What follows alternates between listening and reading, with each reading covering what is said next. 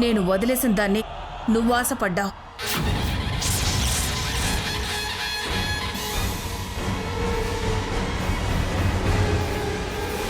వారు ఆశపడ్డారు.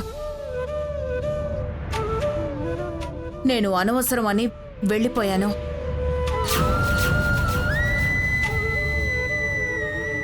ఈ క్షణం నుంచి నీకు నాకు ఎలాంటి సంబంధం లేదు.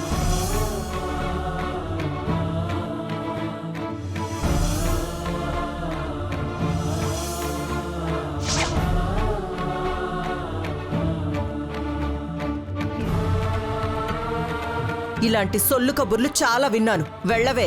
వసంత, రుక్మిణి,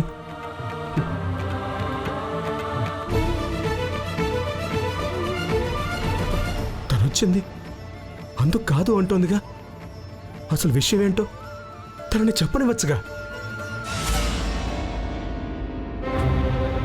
నన్ను చెప్పమన్నా ఇప్పుడు నేను చెప్పనులేండి.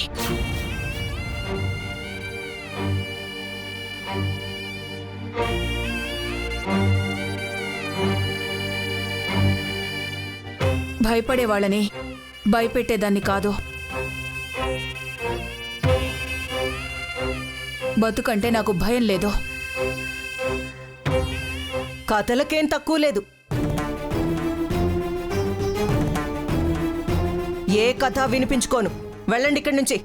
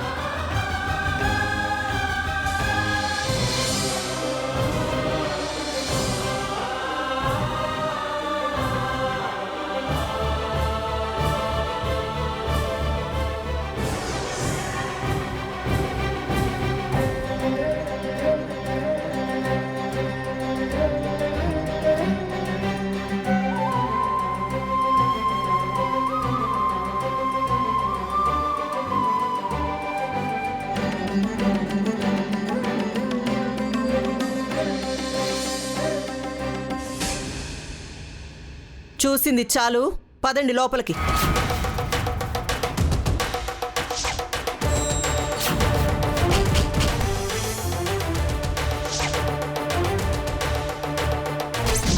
ఏ కథ వినిపించుకోను. వెళ్ళండి ఇక్కడి నుంచి.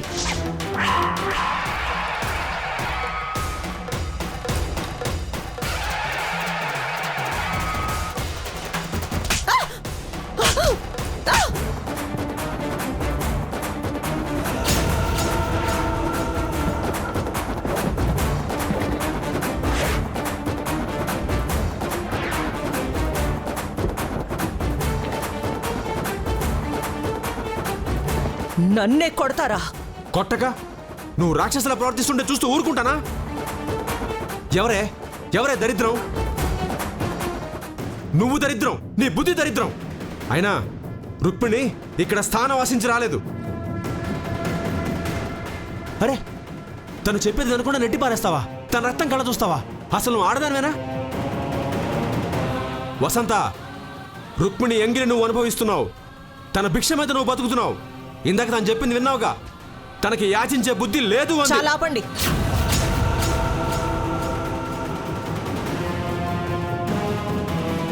వాళ్ళ బుద్ధి ఏం తెలుసని అంతలా సమర్థించి మాట్లాడుతున్నారు? 20 ఏళ్లుగా కలిసి ఉంటున్నాం. నాకంటే మీ కథే ఎక్కువైపోయిందా? వాళ్ళ దుర్బుద్ధి గమనించాను. అందుకే బయట నుంచే బయటికి గెంటేశాను. లోపలికి రానిస్తే నేను బయటికి వెళ్లాల్సి వచ్చేది. 20 ఏళ్లు గడిచినా దాన్ని మర్చిపోలేదా? అంతలా ప్రేమ పొంగుకొచ్చేసింది. అంతా నీ ఊహ. అయినా తనకు అవకాశం ఇస్తే తెలిసేదిగా. ఏంటి తెలిసేది? ఎప్పుడో పోయిందిగా. ఇప్పుడు వెతుక్కుంటూ వస్తేనే అర్థమైంది. ఇంకా వినాల్సిన అవసరం ఏంటి? సవతుల భయం సంసారం చేస్తున్న నాకు తెలుస్తుంది. తాగి ఊగే మీకేం తెలుస్తుంది?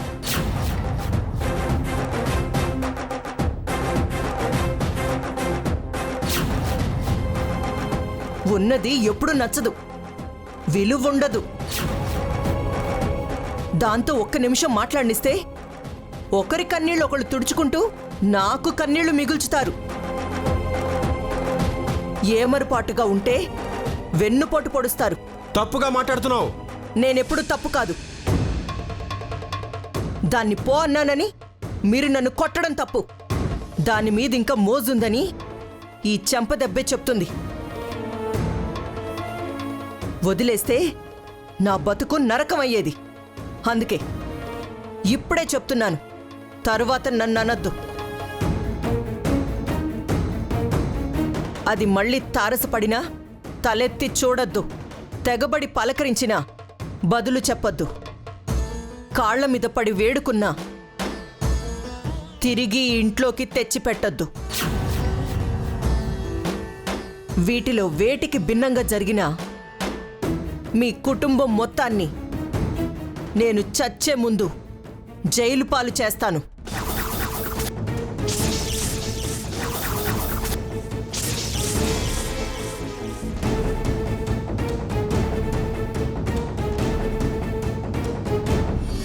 నీ చిచ్చి, నువ్వు మూర్ఖత్వానికి పరాకాష్ట.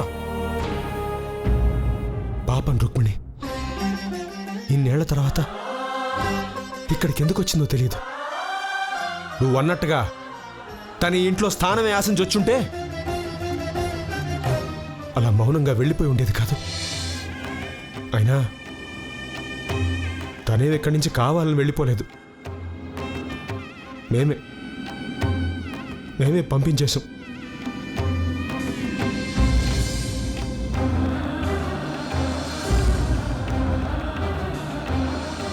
నా జీవితంలో మరో స్త్రీకి ప్రవేశం లేదు.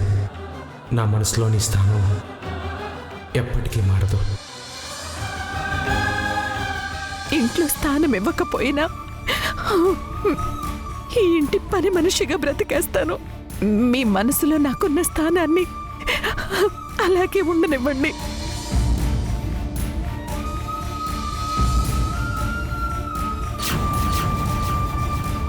ఈ క్షణం నుంచి నీకు నాకు ఎలాంటి సంబంధం లేదు.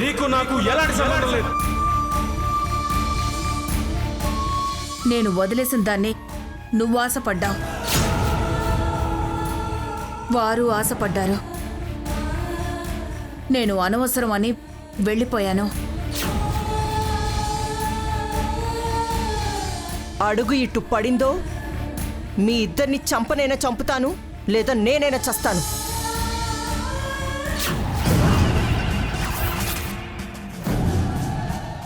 ఎన్నేళ్లైనా ఈ ఇంట్లో హక్కు మొదట రుక్మిణికే ఉంది.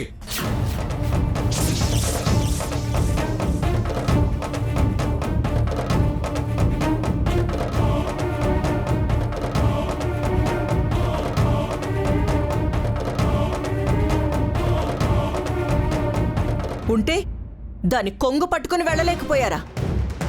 ఎవరి హక్కులేంటో తెలిసొచ్చేలా చేసేదాన్ని. అదో నిస్వార్థపరురాలు, మీరో త్యాగవంతులు. అంతలా ఫీల్ అయిపోతున్నారు? గతం గుర్తుకొచ్చిందా? మధుర క్షణాలు మళ్ళీ. వసంత,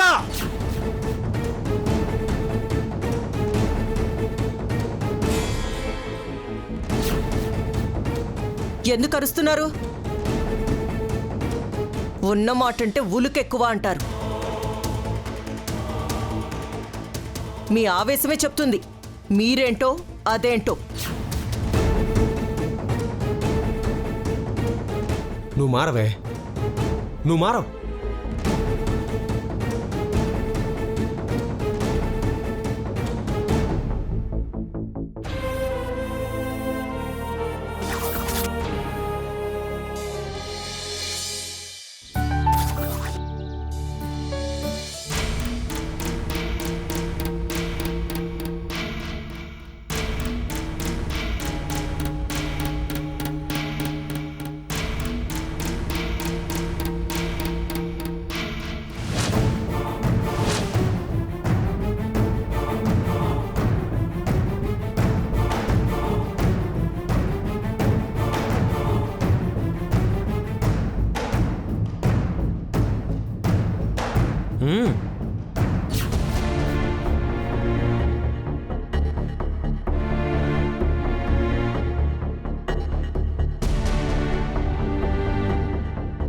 అమ్మ పద్మావతి, ఎలా ఉందమ్మా?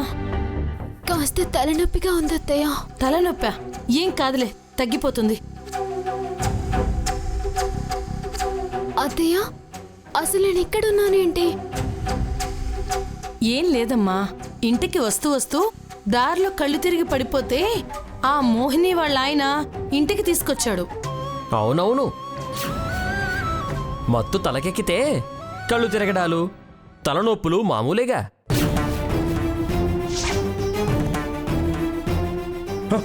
పద్మావతి, పద్మావతి ఆగు. అంతే కదా పద్మావతి. రేయ్, నువ్వు నోరు మూసుకొని ఉంటావా? లేకపోతే మోడ మీద ఒకటి ఇమ్మంటావా? ఎండలు మండిపోతుంటే వడగాలికి స్పృహ తప్పి పడిపోతే అయ్యో పాపమని లేకుండా ఏదేదో వాగుతున్నావేంట్రా? అయినా తీసుకొచ్చిన మనిషి వివరంగా చెప్పాడు కదా.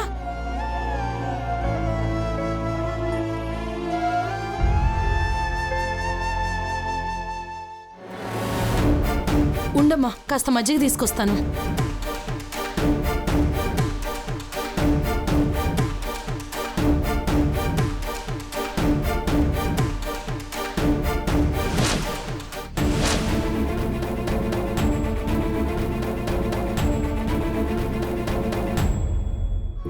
తీసుకో పద్మావతి.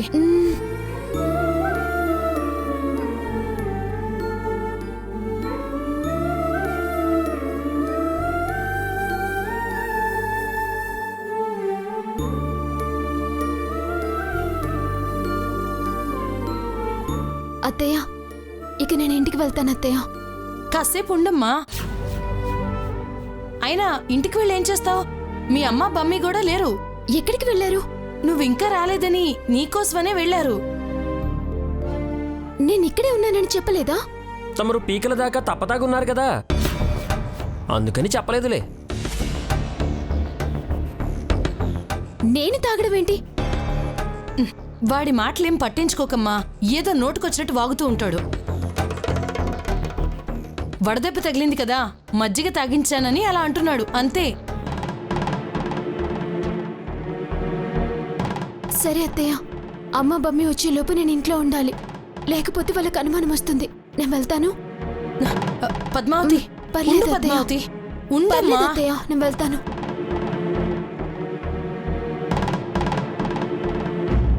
ముదనష్టపు మనుషులు, రాక్షస తత్వాలు, ఇంకా వాళ్ళు మారలేదు.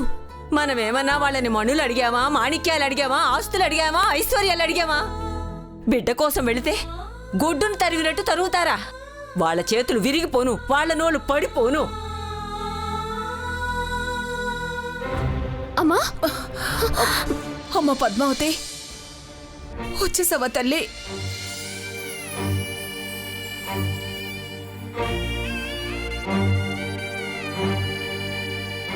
రాత్రి నువ్వు ఇంటికి రాకపోయేసరికి నేనెంత భయపడ్డానో తెలుసా?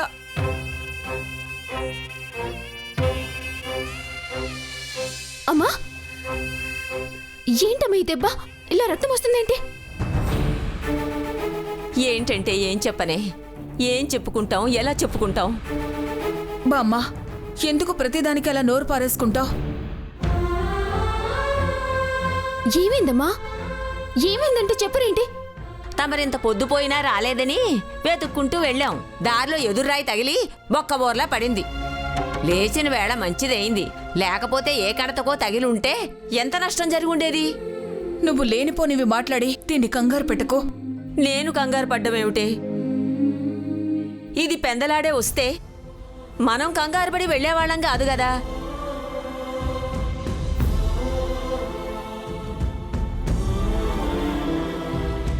కంగారు ఎందుకమ్మా? ఒక గంట అటు ఇటు వచ్చేస్తాగా. అయినా నేనేమైనా చిన్నపిల్లనా? చిన్నపిల్లవు కావనే మా భయం. చిన్నపిల్లవే తల్లి, నువ్వు ఎప్పటికీ నాకు చిన్నపిల్లవే బంగారం. ఎందుకే బాధపడతావు? నీకు దెబ్బ తగిలితే నేను తట్టుకోలేనమ్మా. చూడు ఎంత దెబ్బ తగిలిందో, ఎలా రక్తం కారుతుందో. ఉండు, నేను దాన్ని కట్టుకొడతాను. ఊరుకో తల్లి, చిన్న దెబ్బేగా. అంత పసుపు రాస్తే తగ్గిపోతుంది. దానికే కట్లు బ్యాండేజీలు ఏం అవసరం లేదులే. అమ్మా, నీకేం జరిగినా నేను భరించలేను. ముందు నువ్వు కూర్చో. అబ్బా ఊరుకోవే, చిన్న అమ్మా, దెబ్బేగా. నువ్వు కూర్చో. పద్మావతి, కూర్చో అమ్మా.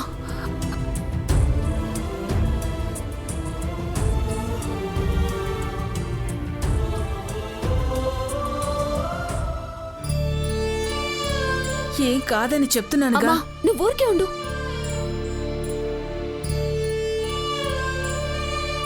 కొంచెం నొప్పిగా ఉంటుంది.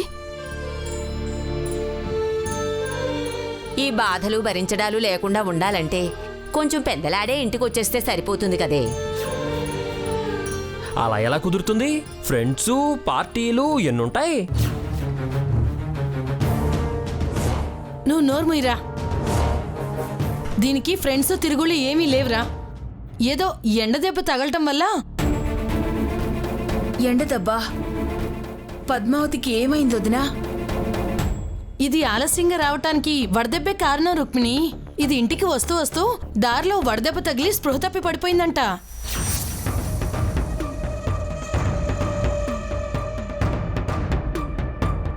అలాగా? మరిందాకటి నుంచి ఈ విషయం చెప్పలేదేంటే? కంగారేం లేదు, బాగా మజ్జిగ తాగించాలి. అవునవును, తాగడంలో ఇది ఫస్ట్, తాగించడంలో మా అమ్మ ఫస్ట్. ఏమంటున్నావు వాసు? పడని వాళ్ళు 10 రకాలుగా వాగుతారు. వీడొక పైత్యపు సన్నాసి. వీడు వాగుడు మీరేం పట్టించుకోకండి. అర్థం పర్థం లేని వాగుడు వాగుతాడు. మరి ఇంటెదురుగా ఆయన చూశాడు. పాపం ఇంటికి తీసుకువెళ్ళి మందులవి వేసి మజ్జిగ తాగించి ఇంటికి తీసుకొచ్చి దింపి వెళ్ళాడు. ఎవరో మనసున్న మహారాజులా ఉన్నారు. నా బిడ్డని కాపాడారు. ఆ మహానుభావుడికి చేతులెత్తి దండం పెట్టాలి. కనిపించినప్పుడు పెడుదువు గాని. పద్మ, కొంచెం ఆ దెబ్బల సంగ చూడమ్మా.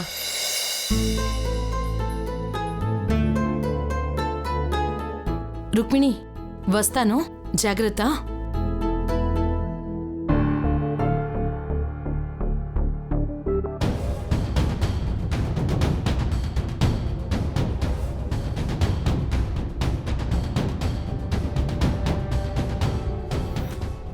అమ్మా, ఇంకెప్పుడు నా కోసం ఇలా వెతుక్కుంటూ రావద్దమ్మా. నువ్వు పెందలాడే వస్తే వెతుకులాట ఎందుకుంటుంది? సారీ అమ్మా, ఇంకెప్పుడు లేట్గా రాను.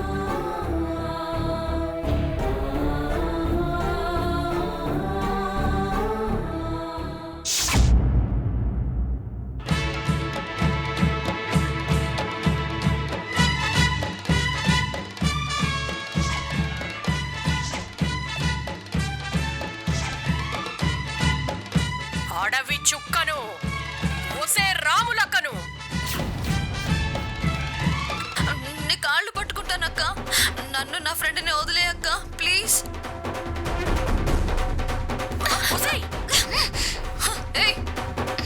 ఎవరు అడుగు ముందుకు వేయద్దు. ఏమే, ఇందక్కడి నుంచి బ్రతిమాలుతూ ఉంటే భారీ డైలాగులతో బెదిరిస్తావా? నువ్వు ఓసై రాములమ్మవైతే నేను ఒరిజినల్ విలన్ని. నీలాంటి అక్కల తొక్కలు తీసి కాకులకు గదలకు వేసిన చరిత్ర నాది. ఆ గన్లో బుల్లెట్లుండవే. అరే ఎర్రన్నా బుర్రన్నా జక్కన్నా మక్కన్నా అందరూ గుమికూడండ్రా, దీన్ని కొట్టండ్రా. ఇది మోసం. ఇందులో బుల్లెట్లు పెట్టుకోవాలి కదా. ఏంటి టీవీ సీరియల్ చూస్తున్నారా? జీ తెలుగు సీరియల్స్ చాలా బాగుంటాయి తెలుసా? నాకేం తెలుసు, నేను ఆఫీస్కి వెళ్ళేదాన్ని. ఆఫీసులో టీవీ ఉంది కదే. మర్చిపోయానులే. అసలు ఏ సీరియల్స్ వస్తున్నాయో చెప్పు. 12:30కి గంగమ్మంగతో మొదలవుతుంది. 1 గంటకేమో రక్త సంబంధం. 1:30కి గుండమ్మ కదా. 2 గంటలకి బంగారు గాజులు. 2:30కి నా కోడలు బంగారం. 3 గంటలకి మీనాచి. 3:30కి మంగమ్మ గారి మనవరాలు. 4 గంటలకి వరుదిని పరిణయం. మరే 6:30కి అత్తారింట్లో అక్కా చెల్లెళ్ళు. 7 గంటలకి నిన్నే పెళ్ళాడతా. 7:30కి మీనాక్షి. 8 గంటలకి ప్రేమ. 8:30కి మాటే మంత్రం. 9 గంటలకి కళ్యాణ వైభోగం. 9:30కి ముత్యాల ముగ్గు. 10 గంటలకి సూర్యవంశం. ఇంకా ఆపుతారా?